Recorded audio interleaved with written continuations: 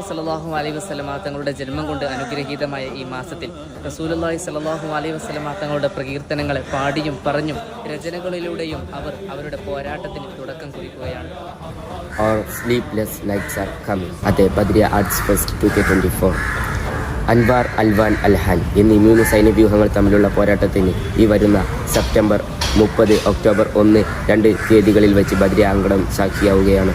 140-ൽ പരം യോദ്ധാക്കളും 100ഓളം പോർക്കളങ്ങളിലുമായി ഈ 3 സൈന്യങ്ങളുടെ പോരാട്ടത്തിന് നമുക്കും പങ്കാളികളാവാം.